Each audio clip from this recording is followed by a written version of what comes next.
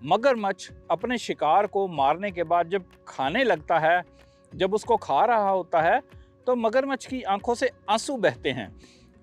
नाज़रीन, ये जो मगरमच्छ जब खाना खाता है तो उसकी आंखों से आंसू बहते हैं। इसकी हकीकत ये है कि मगरमच्छ के मुंह के अंदर कुछ नर्व्स हैं और कुछ ग्लैंड्स हैं।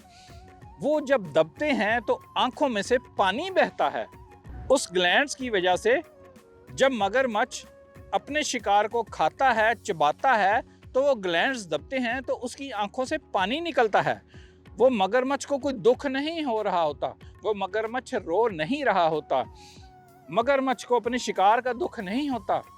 वो जो मगरमच्छ के आंसू होते हैं, वो दरअसल उसके मुंह के अंदर कुछ ग्लैंड्स और नर्व्स को दबने की वजह से वो निकलते हैं। तो लोगों ने कहा, देखो जी, अभी इसने इसको मारा है जानवर को, और अब खुद ही इसने मारा है, और जब अब खा रहा है तो अब रो भी रहा है, अब आंसू बहा रहा है, और अब खाते हुए से दुख हो रहा है। ये झूठे आंसू हैं, ये मगरमच्छ के आंसू हैं। लिहाजा लोगों ने हर उस शख्स के बारे में कहना शुरू कर दिया कि ये मगरमच्छ के आंसू बहा रहा है, जिसको लोग समझें कि ये झूठ मूठ दुख का इजहार कर रहा है। असल में ऐसा दुख नहीं है।